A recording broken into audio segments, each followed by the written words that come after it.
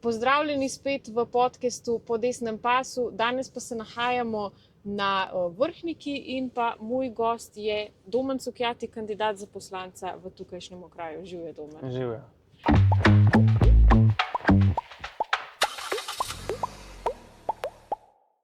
Me veseli, no, da se srečamo, pa da lahko začneva en pogovor. Pa mogoče za začetek, če najprej poveš, kdo si, s čim se ukvarjaš? Jaz sem Domen Cukjati, živim v občini Log Dragomer, to je občina, ki se je odcepila od občine Vrhnika. Spadamo pa v ta okraj Vrhnika, Borovnice, Log Dragomer. V bistvu celo življenje tukaj živim, skoraj. Preselili smo se iz Ljubljane.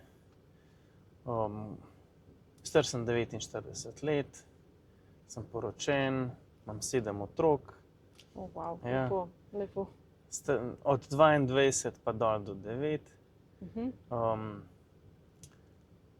Kaj ne rečem, 4 fante, 3 punce. A ne? To je pa pol kar pestro, ne? Usklajevati vse to. Ja, je. Mislim, zdaj ni primerljivo s tem, kar je bilo prej, a ne? Ko so bili majhni. A ne?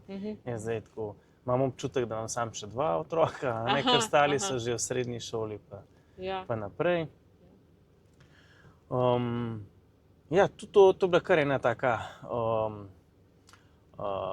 odisejada najina, no, ženo Sašo. Bila sva odprta, nisva planirala, ne, vsaj plača sva planirala, nisva, bila sva odprta. Kakšno obdobje bolj, kakšno obdobje manj, toliko je prišlo, jaz bi še imel, če bi narava dala, a ne. Okay. Je pa res, no, moram vsakemu povedati, ja, ne rodim jaz, a ne. Ja, Ne. očitno, ne. Ja. Večino dela opravi žena, a ne. Tako, no. Ne, mi da spada tudi, zdaj sem se malo bolj v svojem življenju, no, tako privatnem, no. Saša ostala doma kar nekaj let, no, sva si tako želela, no, tudi drugače ni šlo, čisto logistično, ne. Tako en tak zanimiva stvar je, da sva imela v nekem trenutku, par mesecev, sva imela 5 predšolskih otrok, ne. Tako da, no. Ja. Zato je logično, da je ostala doma. Tako, taka je zanimiva izkušnja, no.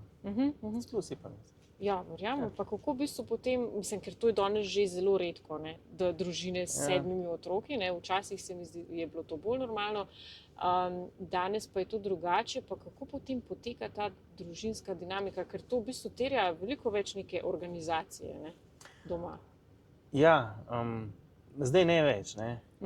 Tako kot sem rekel, ostali so toliko samostojni, no, v bistvu imajo 2 osnovnošolca še, ne. Ta veliki delajo prek študenta velika, ne, pa študirajo.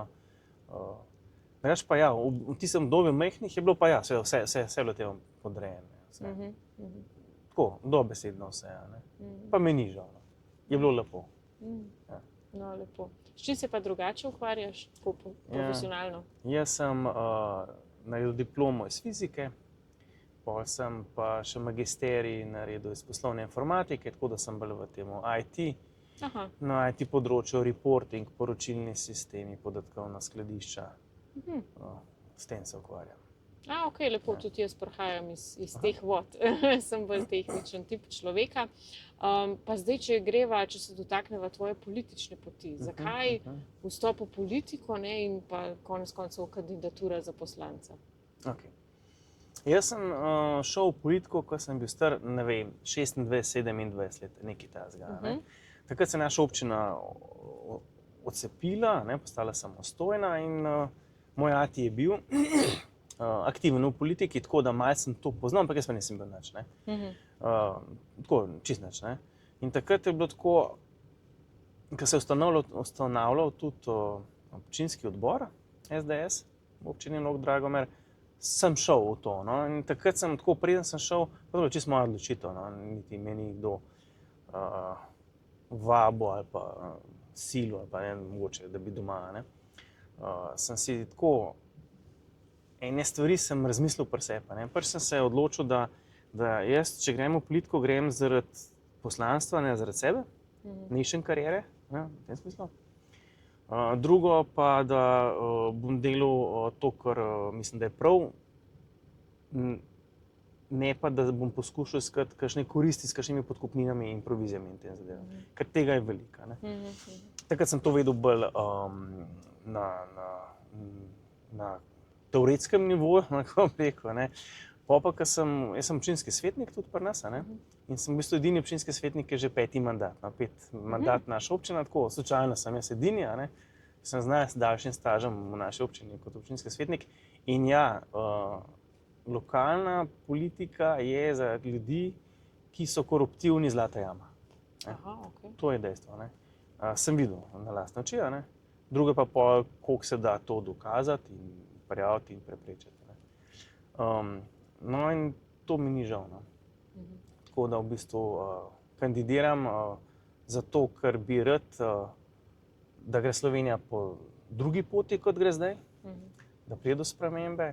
Jaz mislim, da lahko nekaj ponudim, če pa ne bom izvoljen, pa ne bom jaz osebno nič trpel v tem smislu. No, zdaj glede na to, da se nahajava na Vrhniki, mi smo prej s kolegi šli si tudi pogledati Cankarjevo hišo, in nam je tisti gospod Cankar pač razkazal, ki je pač oblečen v Cankarja, bom tako rekla, razkazal hišo, povedal vso zgodovino o Ivanu Cankarju in na koncu smo ga tudi prosili, če nam lahko recitira, se pravi tisto Cankarjevo delo, kjer je tudi notri fraza, mati, domovina, Bog. Zdaj, to so Cankarjeve besede, ki pa so v današnjem času zelo sporne, če jih, mislim, mi naša stran izreče, smo takoj obtoženi za fašiste strani levičarjev, s črnuharji celo, mislim, s takimi nesprejemljivimi besedami. Zdaj, mislim, kako je to možno, da je zdaj pa to postalo tako kontroverzno, sporno. Ja, to je stvar, ki je tudi mene presenetila. Bi rekel, da smo šli stran od onih časov, ko so v Nemčiji Juden kričali, pa pol komunizem, pa je bilo, ne vem, kulak, kolaborant, pa taka zmerjanja. Ko smo šli v samostojno Slovenijo, jaz sem bil takrat v osnovni šoli, sicer, da smo s tem opravili, da zdaj so ljudje, so državljani, so vaščani, en misli tako, en misli, da je taka politika boljša, en misli, da so te ukrepi boljši, ampak da se spoštujemo. In pol v bistvu opažamo, da gre situacija na slabša. Čedalje več je tega sovraštva, čedalje več je tega zmerjanja. In potem sem se spraševal, od kje to pride. Ker to od nekje pride, mislim, to nastane kar samo. In meni je jasno, ko vidim, da nekdo to načrtno širi, sovraštvo. Nekdo očitno misli, in to je nasprotna stran, da z nekim normalno komunikacijo, z sodelovanjem, z sklepanjem nekih kompromisov med eno in drugo politiko, med enimi idejami in drugimi idejami, da s tem ne more uspeti. Ker v resnici ne morejo uspeti s programom. Zato so štartali na čustva in sejo sovraštva. In upajo, da bojo ljudje na dan volitev podlegali čustvom, samo da ni Janša. Zato so tudi našega predsednika 20 let načrtno, sistematično, to ni naključno, demonizirajo. Kako je on demon. Prosti, meni znanci, sodelavci, sodelavke, ki niso politično prepričani, tako za sebe rečejo, da oni nobene politične opcije ne pripadajo. Sveto zatrjujejo, kako je slaba. Pa rečem, kje si ti to videl, kje si ti to slišal, mislim, a si izkusil? Ne, to se zažre, če ti 20 let na radiju vsak dan ena pikra, ena cinična.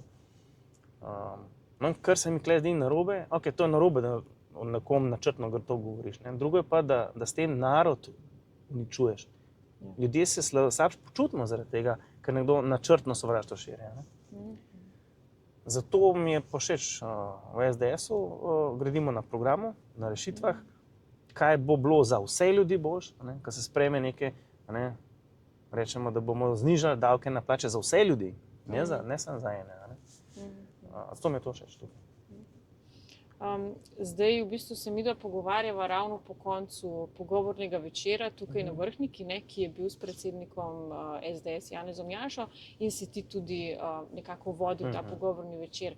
Zdaj, kaj so bili kakšni taki glavni poudarki tega večera?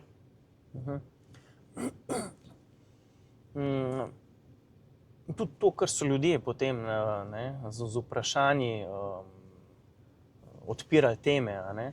Sigurno ena velika tema je zdravstvo. Če ne drugega zato, ker ga vsi potrebujemo. Vsaj kdaj, eni več, eni manj. In vsi naletimo na to situacijo, da je v zdravstvu razsulo. To je dejstvo. Lahko se rišejo nekakšni plakati, koliko je zdravnikov, ni zdravnikov, mi pa vemo, kakšna je situacija, ker moraš tja priti. 2 dni nazaj 5 mojih otrok ni imel opredeljenega zdravnika. Pa ne zato, ker bi bili mi leni, ampak zato, ker so šli. Ker odhajajo. Odhajajo pa zato, ker so razmere slabe, ker mogoče nekje dobijo boljše pogoje za delo. Ne zato, ker so slabi oni. Včeraj sem stal v vrsti pred 7 uro pred zdravstvenim domom, zato da smo se lahko vpisali. In poglej, v enem dnevu se je zaključilo vpisovanje pacientov, ker je konec, ker je kvota zapolnjena. Kaj pa tisti, ki niso prišli, ki niso vedeli? Mi smo slučajno izvedeli, ker je ena prijateljica od hčerke nekje povedala. Slučajno. Ja, pa v bistvu Golob je, se mi zdi, nekaj časa nazaj izjavil, da so si ljudje sami krivi za to, da nimajo zdravnika. Zdaj, kaj Golob govori, mogoče bolj da ne komentiram, ker če jih pa kdo stresa, je pa to on.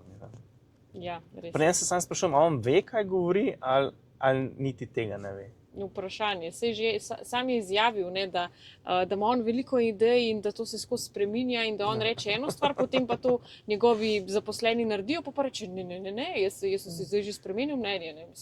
Imeti takega voditelja, to ne gre. To pa verjamem, da tako dela.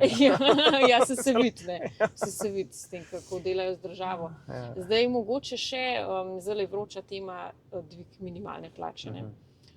Tudi se mi zdi, da včeraj je Gospodarska zbornica Slovenije sklicala izredno sejo, upravni odbor ima izredno sejo, ali še bojo imeli, ker se mi zdi, da okrog 16,000 podjetij je pred zelo težko odločitvijo, ali bojo zmanjšali obseg proizvodnje, ali bodo se selili v tujino, ali pa konec koncev zapirali vrata. Mislim, kaj zdaj, kako naprej? Ja. To je tipična, ta dvig minimalne plače, je tipična manipulacija nekoga, ki ima popolnoma vseeno v resnici za te ljudi. Vsi smo za višje minimalne plače in za vse plače. Vsi smo za to. Drugo je pa, kako do tega prideš. Lahko prideš to tako, da za hip je malo višja, pa bo pol za vse nižja. Ali pa delaš tako, da je na dolgi rok višja plača. V Švici imajo na dolgi rok višje plače, ker pa nimajo nobenih rudnih bogastev več kot mi. Vse se da. Z vzpostavitvijo drugačnega okolja, pravil igre, preganjanja korupcije in tako naprej. In to, kar je Golob naredil, je jasno kot beli dan. Zato, da bi si kupil nekaj glasov, uničuje gospodarstvo. Direkt. Ker ta dvig minimalne plače bo seveda, to je breme gospodarstva, to ni breme proračuna v gospodarstvo. Zaradi tega bojo, kot se je že omenila, da podjetja bojo kasirala to in se mora nekaj odločiti. In seveda zaradi tega bo manj delovnih mest, ker bojo firme propadale. Ne bojo nove nastale zaradi tega ukrepa. Propadale bodo in te ljudje bodo šli na socialo, ker bojo imeli plače nižje. Ne bojo imeli plače, ampak bojo imeli neko podporo nekaj časa. Ampak to bojo plačali pa ostali v gospodarstvu. Na dolgi rok to sesuje in kot enkrat uničiš gospodarstvo, ki je edino proizvaja dodano vrednost, s katerim se potem financira vse ostalo. Šolstvo, zdravstvo, pokojninski sistem, vse. ne bo ostalo nič za nikogar. Ne? Obstajajo drugi načini, kako dvigneš minimalno plačo. In SDS ve kako. Ne? To v bistvu pomeni, ne, da če bo naslednja vlada desna vlada, ne, da če bo SDS na vladi, nas čaka zelo veliko dela. Ne. Ja. Ker so naredili zelo veliko luknjo. Ja. Ja, to se premalo o tem govori, zelo malo ljudi tudi o tem govori. Nam gre slabo. Mi gospodarska, konkurenčna prednost oziroma sposobnost se niža. Ne? Gospodarska rast je nižja kot v ostalih državah. Mi slabš delamo kot ostali. In to zdaj v obdobju debelih krav. Prihaja časi v naslednjih letih, ko bo šlo slabo. Poleg tega, niti v tem času niso znali delati dobro, delajo ogromno luknjo in te ukrepi, ki so bili zdaj sprejeti, božičnica, minimalna plača, s temi prazniki zdaj strašijo. To mogoče se komu fajn sliši, ampak to je vse, to so problemi na zalogo. In ja, naslednji mandat ne bo lahek za nobenega, tudi za njih, ampak oni bojo pač še bolj porinili Slovenijo v dno, pobrali, kar je za pobrati, za sebe, enkrat bojo pač šli, ampak vmes bojo pa nagrebali. Ja, to zdaj delajo. Ja. No, najlepša hvala za ta pogovor in pa seveda želim vso srečo na prihajajočih volitvah. Hvala. No.